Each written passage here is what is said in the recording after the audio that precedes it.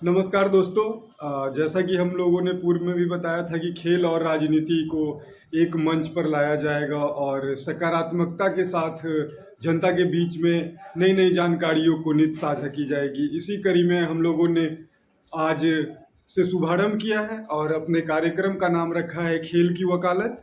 खेल की वकालत भाग एक में आज के हमारे मेहमान हैं बिहार भाजपा क्रीड़ा प्रकोष्ठ के प्रदेश संयोजक श्री सतीश कुमार श्रीवास्तव, सतीश राजू जी।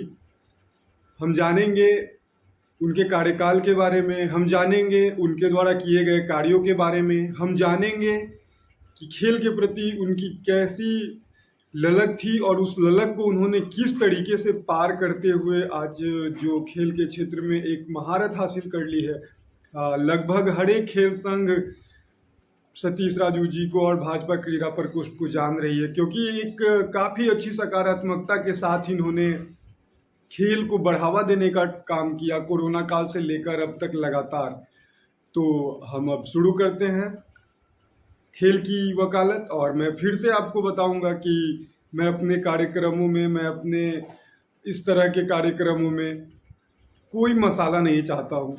किसी भी प्रकार का कोई भी मसालेदार खबर से आपको रूबरू नहीं करवाया जाएगा। नहीं हम लोग चीख के चिल्ला करके बातें करेंगे। एक नॉर्मल वे में हम लोगों की बातें होंगी, जो सत्य है और जो हो रही हैं, जो घटित हुई हैं, सिर्फ उन्हीं पे हम लोग बात करेंगे और जो भविष्य में होनी चाहिए। इसके अलावा कोई किसी भी तरीके का मसालेदार की उम्मीद हमारे दर्शक न करें। और हमसे वो दर्शक जरूर जुड़े जिनको सत्य का आभास है, जो सत्य समझते हैं, सत्य जानते हैं और सत्य को सुनना पसंद करते हैं। तो खेल की वकालत भाग एक में आज हमारे साथ आदरणीय सतीश राजू जी हैं। सतीश राजू जी का बहुत स्वागत है हमारे कार्यक्रम खेल की वकालत में। और हम चाहेंगे कि पूरी तत्परता के साथ आप महोदय हमारे सवालों का जवाब देंगे। और हमारे कार्यक्रम का शुभारंभ आज से शुरू हो रहा है, जो कि प्रतिदिन नई जानकारियों के साथ चलेंगी। धन्यवाद। शुरू करते हैं खेल की वकालत भाग एक। सतीश राजू बिहार भाजपा क्रीड़ा प्रकोष्ठ के साथ। तत्परता से जवाब देने के लिए हम बैठे हुए हैं। धन्यवाद सर, बहुत बहुत धन्यवाद। आपका फिर से स्वागत है। आपने पिछले 2-2.5 वर्षों का कार्यकाल आपका शुरू हुआ और 2-2.5 वर्ष तो मैं कहूंगा भी नहीं, मुश्किल से मुझे लग रहा है साल से 1.5 साल, क्योंकि आपका आधा से ज्यादा समय कोरोना में चला गया। तो आपका समय कोरोना में गया मैं ऐसा नहीं कह सकता हूँ, क्योंकि बाकी लोगों का समय कोरोना में चला गया ऐसा मैं इसलिए कह सकता हूँ क्योंकि आपने योग, हॉकी, क्रिकेट, शतरंज, taekwondo, online games, quiz, football, kabaddi, मुक्केबाजी, थ्रोबॉल, हैंडबॉल इत्यादि जैसे दर्जनों प्रतियोगिताओं का भव्य आयोजन कराया। कुछ प्रतियोगिताएं 15-15 दिन तक चलती रही और सफलतापूर्वक चलती रही। आपने अपने सभी कार्यक्रमों में महिला खिलाड़ियों के लिए सदैव उचित स्थान रखा और क्रीड़ा प्रकोष्ठ में महिला संयोजिका तक का भी चयन किया, क्योंकि खुद मशहूर खिलाड़ी भी हैं। इसी संदर्भ में मेरा सवाल यह है कि एक राष्ट्रीय राजनीतिक पार्टी, थोड़ा व्यक्तिगत भी है, एक राष्ट्रीय राजनीतिक पार्टी होने के बाद भी आप चाहते तो अपने राजनीतिक कैरियर को चमका सकते थे, परंतु आज भी आप पूर्व की भांति ही रहते हैं और पूर्व भी भांति सबके लिए मिलनसार भी है। आपका रहन सहन, आपका पहनावा, आपका ओढ़ावा, आपका व्यवहार, सबको एक समान साथ लेकर चलते हैं। क्या आपको ऐसा नहीं लगता कि खेल जगत तथा साथियों के हित के लिए आप अपना राजनीतिक महत्वाकांक्षा का बलिदान कर रहे हैं? आपका क्वेश्चन बहुत अच्छा है, मैं उसका जवाब दे रहा हूँ। देखिए, मैं तो सबसे पहले नमन करूंगा आदरणीय कैलाशपति मिश्रा जी का, जिनकी सोच की उपज हुई कि किसी पॉलिटिकल दल में भी खेल खिलाड़ियों के चिंतन करने के लिए कोई प्रकोष्ठ का निर्माण होना चाहिए। तो सबसे पहला राजनीतिक दल भारतीय जनता पार्टी है, जो कि खेल और खिलाड़ियों के बारे में सोचकर क्रीड़ा प्रकोष्ठ का गठन किया। और अभी उसका देखा, देखिए हमको लगता है कि प्राय दल अब खेल प्रकोष्ठ बनाना शुरू कर दिए हैं। एक डिबेट में गया था तो कांग्रेस से खेल प्रकोष्ठ के भी बैठे हुए थे, जदयू खेल प्रकोष्ठ के भी बैठे हुए थे। एक नेशनल चैनल में मैं गया था, उससे कोई बात नहीं, अच्छी चीज है। हर राजनीतिक दल को खेल और खिलाड़ियों के बारे में सोचना चाहिए। जी। तो मतलब खेल और खिलाड़ियों। आपने क्वेश्चन किया कि आप राजनीति को चमका सकते। जी, मैं देखिए मैं चाहता भी एक हूँ। खिलाड़ी रहा हूँ, मैं भी एक खिलाड़ी रहा हूँ, और मैं ये आपको खुल करके बता देना चाहता हूँ कि खेल और खिलाड़ियों के बीच राजनीति नहीं आनी चाहिए। राजनीति एक माध्यम बन सके कि हमारा राजनीति वो माध्यम बने कि खेल का विकास हो सके, खिलाड़ियों की प्रगति हो सके। लेकिन अब ये मेरा मकसद नहीं है कि मैं ग्राउंड में जाके धरना प्रदर्शन में खिलाड़ियों को लेकर के आऊं और अपना राजनीति चमकाऊं, ये नहीं है। हम लोग खेल खिलाड़ियों के विकास के लिए सदैव सोचते रहते हैं, चिंतन करते हैं, और उसका परिणाम आप देख रहे हैं कि 2-2.5 साल में निश्चित रूप से बिहार के खिलाड़ियों का मनोबल काफी हद तक बढ़ा हुआ है। जी जी जी, अभी तो देखिए सरकार भी इसमें शामिल हो गई है, और अभी जो डीजी है एसडीएबी के, स्पोर्ट्स डेवलपमेंट अथॉरिटी के, रविंद्रन शंकरन जी, वो खुद भी इन चीजों के प्रति उनका ट्विटर अकाउंट देखा जाए तो बहुत ज्यादा एक्टिव है। तो कहीं ना कहीं, और चलिए किसी तरीके से अब ये भी आपने राजनीतिक शब्दों में मेरे इस सवाल को एक तरीके से, मैं इससे संतुष्ट तो नहीं होऊंगा। मैं ये सवाल आपसे करता रहेगा, बाकी चैनल वाले भी आपसे करेंगे और हमेशा करते रहेंगे जब तक क्या मैंने आप जानना क्या चाहते हैं कि संतुष्ट नहीं हो? मैं आपको संतुष्ट करूंगा, बताइए। राजनीतिक महत्वाकांक्षा जो है वो, जैसे आपके पास एक शक्तिशाली टीम है और बहुत बड़ी टीम है, ये छोटी मोटी टीम नहीं है, और वो सिर्फ कागज पे सिमटी हुई टीम नहीं है, और सिर्फ खेल का ही बात नहीं है। अभी अगला सवाल मैं आपको, चलिए मैं संतुष्ट हूँ, लेकिन आगे का सवाल अभी आएगा तो शायद उससे मुझे ज्यादा संतुष्टि प्राप्त हो जाएगी।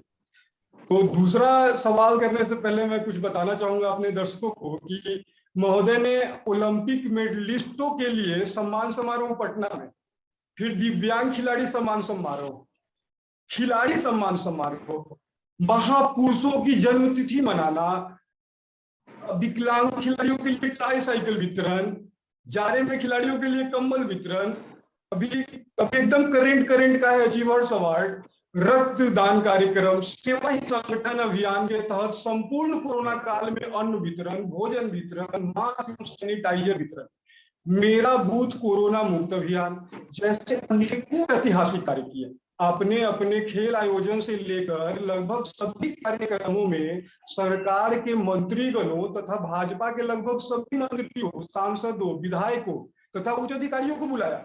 आपने अभी अपने सभी कार्यक्रमों में देश के महापुरुषों, खेल जगत के धुरंधरों, भाजपा के महापुरुषों इत्यादि के नाम पर आयोजित किया। आपकी शक्तिशाली टीम के पास तो बड़े बड़े आयोजक के हाथ लगाकर बैठे होते हैं, और तो छोटे मोटे जो भी शक्तिशाली टीम नहीं भी है उनके सामने भी है, तो आप तो ऑटोमेटिक शक्तिशाली टीम है। और आप खुद को कॉर्पोरेट सेक्टर में एक बड़े अधिकारी के रूप में भी जाने जाते हैं। आप चाहते हैं तो अपने कार्यक्रमों में वैसे तत्वों का नाम देकर अच्छा मुनाफा कर सकते थे, परंतु आपने सदैव अपनी पार्टी को ही तवज्जो दिया है। तो ये खेल के अलावे का एक कार्यक्रम है जो एक क्रिया प्रकोष्ठ कर रहा है। तो कहने का मतलब है कि ये जो इतने लंबे शब्द जो हिंदी में मैंने दागे हैं या बताए हैं, या दर्शक जिस रूप में इसको ले, लेकिन ये कर सकते, कड़वा हो, मीठा हो, सुंदर हो, व्यवहारिक हो, आप जिस रूप में लिख सकते। तो ये आपने हमेशा अपनी पार्टी जो दिया। तो मेरा दूसरा सवाल है कि कॉर्पोरेट सेक्टर के साथ राजनीति तथा उसमें भी खेल प्रकोष्ठ आपको मिला, तमाम राजनीतिक पार्टियां अपने यहाँ खेल प्रकोष्ठ रखती है। क्या आपको नहीं लगता कि भारतीय जनता पार्टी की बिहार भाजपा क्रीड़ा प्रकोष्ठ इकाई आपके नेतृत्व में विगत 2 से 2.5 वर्षों के कार्यक्रम को जब देखेगी तो देश की जो जितनी भी पार्टियां हैं, हमको तो लगता है कि लाखों की संख्या में पार्टियां हो गई होंगी जो राष्ट्रीय स्तर पर खुद को पंजीकृत करवा चुकी है, तो वो अपने यहाँ क्रीड़ा प्रकोष्ठ शुरू करेगी और ये कतराएंगे नहीं क्या वो आपके इन ऐसे कामों को देखकर कि भाई ये सिर्फ खेल ही नहीं कर रहे हैं तो क्या क्या कर रहा है। और उसके बाद इसी संदर्भ में एक अगला सवाल एक और भी आप जवाब दें कि जिस तरह से देश खेल में आगे बढ़ रहा है, अभी मोदी जी के कार्यकाल में जिस तरीके से खिलाड़ी को लगा कि नहीं अब वो खिलाड़ी है, तो क्या आने वाले भविष्य में बाकी पार्टियों के क्रीड़ा प्रकोष्ठ की अक्षमता का खामियाजा उन पार्टियों को चुनाव उठाना पड़ेगा? देखिए खामियाजा का बात नहीं है, मैं बता देना चाह रहा हूँ कि अगर भाजपा क्रीड़ा प्रकोष्ठ के कार्य पद्धति से जी कोई राजनीतिक दल जी अगर अपना रही है खेल और खिलाड़ियों के हित में सोच रही है, उसके विकास के लिए नहीं सदैव तत्पर नहीं रह रही है, सर सर ये मेरा दूसरा सवाल का आप भाग्य जवाब, बात। ये आप दूसरे सवाल का जवाब दे रहे हैं। पहला सवाल मेरा ये है कि क्या वो लोग कर पाएंगे? वो सोच लेंगे, ठीक है, सोचना नो डाउट, सोच लेंगे, हम भी खिलाड़ी हैं सर, सोच लेंगे। आप कर रहे हैं सर, क्या वो कर पाएंगे? वो सोच भी नहीं पाएंगे। वो मेरे हिसाब से तो वो सोचते भी, आपने तो बोल दिया। मैं बता देना चाहता हूँ, कोई कार्य बड़ा नहीं होता है, आदमी ठान ले सब कर सकते हैं। तो मैं तो चाह रहा हूँ कि हम भारतीय जनता पार्टी क्रीड़ा प्रकोष्ठ को देख करके जितनी राजनीतिक दल है, चाहे राष्ट्रीय दल है चाहे क्षेत्रीय दल है, वो भी हमारा हमको देख करके हमसे बेहतर काम करे। मैं खुद जाकर के उन लोग को प्रोत्साहित करने का कार्य करूंगा, दल हित से हट करके मैं जाऊंगा और मैं जाकर के उन लोग को प्रोत्साहित करने का काम करूंगा। खेल विश्वविद्यालय का जब यहाँ घोषणा हुआ राजगीर में, तो एक निजी चैनल वाले ने हमको डिबेट पर बुलाया था। वहां पर कांग्रेस खेल प्रकोष्ठ के भी लोग थे, जदयू के भी थे और आरजेडी खेल प्रकोष्ठ के भी थे। हम लोग बैठ करके आपस में बात की, बोले कि आपको कोई समस्या हो रही है खेल और खिलाड़ियों के लिए, तो मैं सरकार में रहते हुए भी अगर लगेगा कि आप उचित मांग कर रहे हैं तो मैं आपके साथ मंत्री के यहाँ चलूंगा, उच्च अधिकारी के साथ प्रयास करूंगा। सर एक मिनट, आप सरकार में है, आप भारतीय जनता पार्टी सरकार में है, तो आप ये कह रहे हैं कि अगर कांग्रेस के क्रीड़ा प्रकोष्ठ या जेडीयू या फिर और भी जितनी भी पार्टियां हैं जो सरकार में जुड़ी हैं, या विपक्ष में हो या निर्दलीय है, अगर वो आपसे अगर मदद मांगते हैं तो आप क्रीड़ा प्रकोष्ठों की भी मदद करेंगे?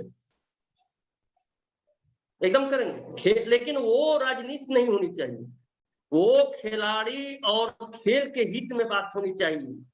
उसके लिए मैं उनके साथ 24 घंटा खड़ा हूँ, कदम से कदम मिला के खड़ा हूँ। मैं वैसे दल के खेल प्रकोष्ठ का मैं दिल से स्वागत करूंगा।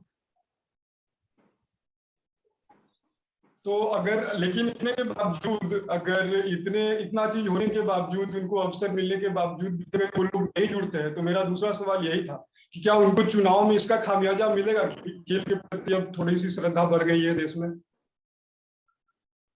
देखिए पार्टी, आपको मैं बताया कि श्रद्धेय कैलाशपति मिश्रा के सोच की उपज है क्रीड़ा प्रकोष्ठ।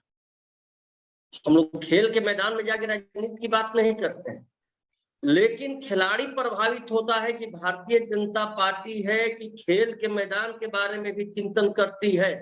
हमने अभी हाल में बिहार के कोने कोने से आए हुए कम से कम 150 से 200 दिव्यांग खिलाड़ियों को सम्मानित करने का कार्य किया। उसमें अदर कौम के भी लोग थे।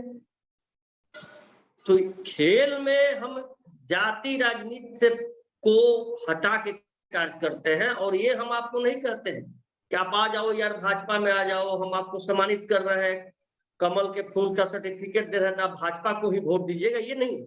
लेकिन एक ये मैसेज जरूर उन लोग के पास जाता है, खिलाड़ी के पास, खिलाड़ी के परिवारजनों के पास, कि भारतीय जनता पार्टी एक ऐसा दल है को बुला करके खिलाड़ियों को उचित मंच देने का कार्य करती है और सम्मान देने का कार्य करती है। मुझे वोट देना दे, वोट की राजनीति में नहीं करता हूं। हम आपको एक अच्छा प्लेटफॉर्म दे रहे हैं। अगर आपको लगे कि भारतीय जनता पार्टी हमारे हित में कार्य करे तो ऑटोमेटिक उसका वोट बीजेपी को मिलेगा, बोलने की आवश्यकता नहीं पड़ेगी। हम सम्मान करके किसी खिलाड़ी के घर पर जाके नहीं कहेंगे कि भैया आपको मैं सम्मानित किया हूं, आप भारतीय जनता पार्टी को चुनाव आगे आए वोट दीजिए, ये। लेकिन उसकी मानसिकता निश्चित रूप से भारतीय जनता पार्टी के प्रति बढ़ती है। मैंने देखा है कुछ मुसलमान खिलाड़ियों को भी मैंने सम्मानित करने का कार्य किया। रेहान मोहम्मद, एक रेहान मोहम्मद थे शतरंज के खिलाड़ी, बहुत छोटा बच्चा था जी। उसकी मां रोने लगी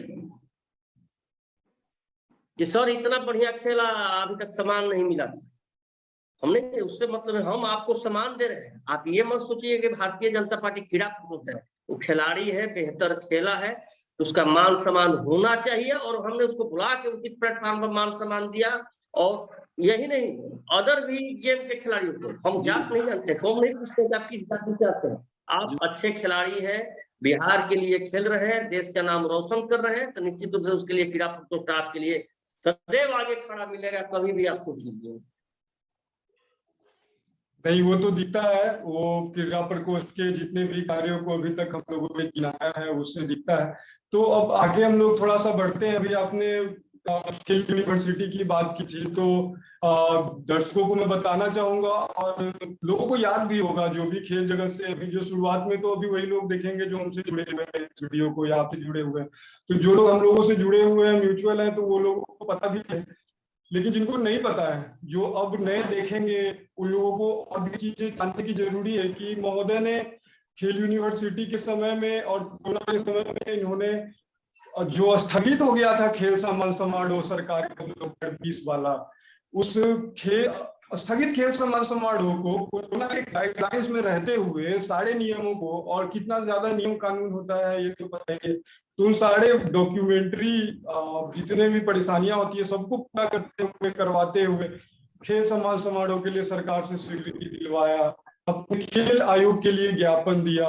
अब आपने कार्य समिति, आपकी कार्य समिति की बैठक भव्य हुई, आपकी आयोजन समिति की बैठक होती है, समीक्षा बैठक होती है, एक अच्छे वे में होती है। आपने पुस्तिका का विमोचन करा, आपने ओलंपिक मेडलों के जश्न में जुलूस कार्यक्रम करा, और मैंने पूर्व के पिछले सवाल में बताया दोस्तों कि इन्होंने ओलंपिक मेडलिस्टों को सम्मानित भी किया पटना बुला करके, तो और रोड शो के साथ। तो वो सारी चीजें मैं साझा करूंगा अभी इन वीडियो के साथ संलग्न करके आप लोगों के बीच में। इसके बाद पुस्तिका विमोचन, ओलंपिक मेडल जश्न का जुलूस, एक दीप पुलवामा शहीदों के नाम कार्यक्रम, 5 अक्टूबर गए, वृक्षारोपण पखवाड़ा, अब ये भी दूसरी बार करंट में अभी भी चल रहा है, पिछला बार भी आपने ध्यान रखना है। झुग्गी झोपड़ी में रहने वाले बच्चों के बीच भोजन वितरण, सेवा समर्पण अभियान, और कारगिल विजय दिवस पर शहीदों को श्रद्धांजलि तथा उनके परिवारों को सम्मान कार्यक्रम, प्रधानमंत्री के जन्म दिवस पर सेवा सप्ताह कार्यक्रम के तहत दलित परिवारों के साथ सहभोज कार्यक्रम, जैसे अनेकों कार्यक्रम देकर बिहार भाजपा क्रीड़ा प्रकोष्ठ से राज्य का गौरव बढ़ाया। यह सब चीजें जग जाहिर है तथा भाजपा के शीर्ष नेतृत्व तक तय हुई है, और सभी पार्टियों को भी पता है। यह मानना आश्चर्यजनक नहीं होगा कि कुछ ही समय में भाजपा क्रीड़ा प्रकोष्ठ के अधिकारियों को उच्च अवसर मिलने लगेंगे। नो डाउट, क्योंकि रिसाइकिल जब होता है तो जो डेवलपिंग लोग होते हैं वही समाज का बीजा उठाते हैं। तो इसी संदर्भ में आपसे अगला और अंतिम सवाल है कि आपके नेतृत्व में आपकी शक्तिशाली टीम लगातार कार्यक्रम करते ही जा रहे हैं।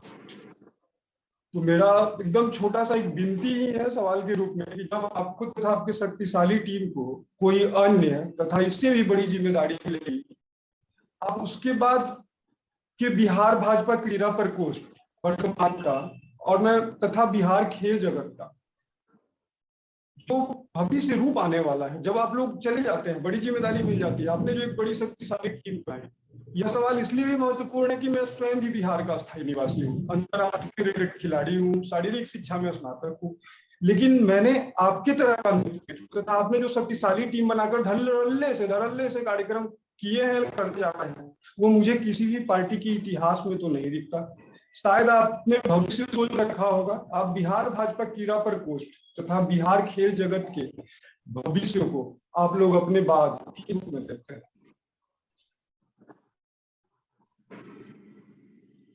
देखिए सोनू जी, मैं आपको बता देना चाहता हूँ कि पहले तो मैं राजनीति से हट करके कार्य करता हूँ। हमारे जितने पदाधिकारी हैं, हमारी जितनी टीम है, सब में क्षमता है कि बिहार प्रदेश क्रीड़ा प्रकोष्ठ के संयोजकों की भूमिका निभा सकते हैं। हम लोग कोई कार्यक्रम करते हैं तो पारदर्शिता रखते हैं, कार्यक्रम का रूपरेखा तैयार करते हैं। सबको मैं सिखाता हूँ। आप एक बात बोले अभी कि कार्यक्रम समाप्ति के बाद बड़े बड़े राजनीतिक दल में क्या होता है, कार्यक्रम सुपर हिट हो गया तो अध्यक्ष अपने वाहवाही लेने लगते हैं, लेकिन कार्यक्रम समाप्ति के बाद भी मैं समीक्षा बैठक रखता हूँ। क्या त्रुटि रही, इसको अगले कार्यक्रम को हम इससे भी बेहतर कैसे बनाएं। तो हम एक सीख देते हैं अपने पदाधिकारी, अपने कार्यकर्ताओं को कि ये लेके सोच चलोगे तो निश्चित रूप से आपका भी विकास होगा राजनीति में। और जो मोटो आप लेके चले कि हम खिलाड़ियों के हित में कार्य करें, खेल का बढ़ावा दे, तो उसका निश्चित रूप से विकास मिलेगा और उसका रिजल्ट भी आपको मिलेगा। हमारी टीम में हमारे ये नहीं है कि मैं नहीं रहूंगा तो क्रीड़ा प्रकोष्ठ नहीं होगा, हमसे भी बड़े बड़े लोग हैं, वो लोग भी अच्छा कार्य करेंगे, मुझे पूर्ण विश्वास है। और क्रीड़ा प्रकोष्ठ लीग से हटकर भी काम करती है। कोरोना काल में हम लोगों ने 15 दिन का सबसे बड़ा टूर्नामेंट मेरे आयोजन काल में हुआ, जो कि ऑनलाइन था। उसमें भी माननीय उप मुख्यमंत्री जी का मार्गदर्शन मिला, माननीय प्रदेश अध्यक्ष जी का मिला, माननीय राष्ट्रीय मंत्री जी का मिला। ये उससे भी बड़ा आयोजन हमने किया 3 महीना तक, 4 महीना तक लगातार कोरोना काल में। और कार्यकर्ताओं की मदद से, कोई कार्यकर्ता चावल दे रहे हैं, कोई दाल दे रहे हैं, कार्यकर्ता ही खाना बना रहे हैं और कार्यकर्ता ही जा करके ठेला पलाश करके बैठा करके खिला रहे हैं।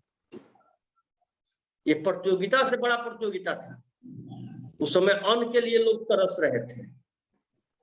हम लोग पैकिंग नहीं करके कि पूरी सब्जी घर से बना के लेते आइए आप, चल के बांट देना है। हम लोग ताजा खाना बनवाते थे, चावल दाल सब्जी भुंजिया पापड़ जो हो, शनिवार के खिचड़ी, और सैकड़ों के तादाद में दलित बस्ती हो, झुग्गी झोपड़ी हो, फुटपाथ के लोग हो, रिक्शा ठेला चालक हो, उनके बीच जाकर के प्रेम से, जैसे गांव में जवार में क्या होता है कि शादी आती है तो पाथ बैठा के खाना खिलाया जाता है, वैसे हम लोग बैठ के पूछ के भर पेट खाना खिला के तब वहां से हमारी टोली निकलती थी। उसके बाद पार्टी के द्वारा जो भी हमको कार्यक्रम मिला, वृक्षारोपण, अभी वृक्षारोपण पखवाड़ा के तहत ही हम कार्य कर रहे हैं। अभी हम लोग का 4 बजे से कार्यक्रम जहानाबाद में। सुबह में आपका मैसेज आ गया तो मैंने कहा कि नहीं, आपको समय देना जरूरी है। हम लोग वृक्षारोपण पखवाड़ा भी चला है। अरे इससे देखकर अदर पार्टी भी तो प्रेरित हो यार।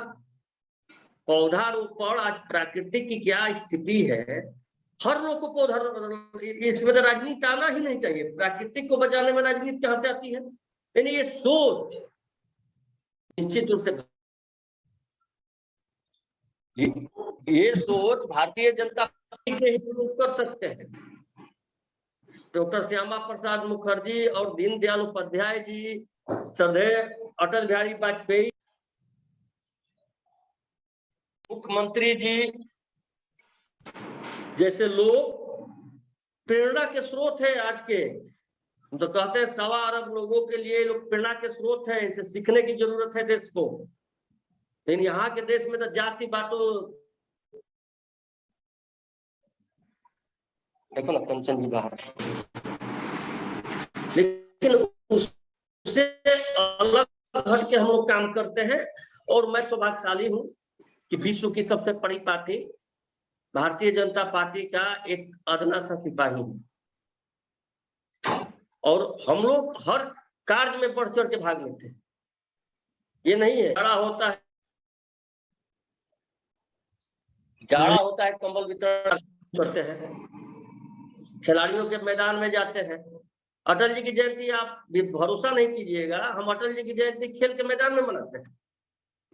नहीं। खेल के मैदान में खिलाड़ियों से उसको भी जानकारी होनी चाहिए कि वो कौन है, अटल बिहारी वाजपेयी जी कौन है, क्या है।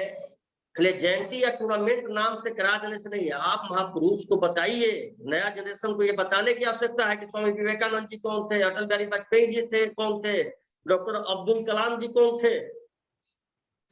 ये बताने हम लोग जा करके बताते हैं। हमारी सरकार की उपलब्धि जो थी, अभी आपको याद होगा कि हमारे मोदी जी खेलो इंडिया, खेल और खिलाड़ियों के प्रति कितना समर्पित थे। आखिर खिलाड़ियों के प्रति समर्पित, आज खिलाड़ी उसका रिजल्ट हमको देखने को मिल रहा है।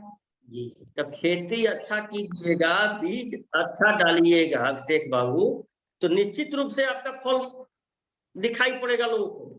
आज हमारा मेडल आ रहा है, हम लोग देख रहे हैं कितना प्रभावित होते हैं, कितना खुश होते हैं, हिंदुस्तान खुश होता है, भारत के एक नौजवान खुश होते हैं। तो ये सोच है। मैं सौभाग्यशाली हूँ कि भाजपा का एक सिपाही हूँ, और कुछ करने का, ठीक है बिहार स्टेट में ही मुझे मौका मिला, लेकिन कुछ करने का पार्टी ने हमको दिया अवसर। उस अवसर को मैं, सार्वजनिक है कि मैं क्या कर रहा हूँ नहीं कर रहा हूँ तो देखने की बात है, बोलने की आवश्यकता नहीं है।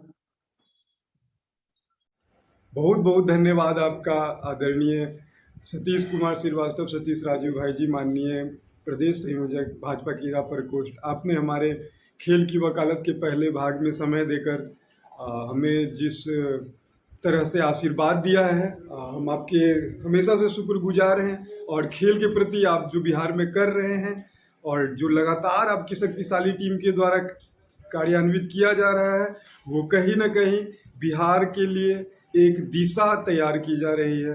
आपका बहुत बहुत धन्यवाद हमसे जुड़ने के लिए। और हमारे दर्शकों से बताना चाहूँगा कि नित्य प्रतिदिन नई नई जानकारियों के साथ अब साझा किया जाएगा। और बीच बीच में हमारे पास कुछ कुछ कार्यक्रमों में हमारे पास मेहमान भी आते रहेंगे, विभिन्न क्षेत्रों से, विभिन्न खेलों से, जिन्होंने अच्छे मुकाम को हासिल करा है और जो बिहार राज्य के खेल के लिए लगातार लगे हुए हैं। तो आज की खेल की वकालत के भाग 1 में हमें इजाज़त दें। हम पुनः आपसे कल मिलेंगे। धन्यवाद। आपका दिन शुभ हो।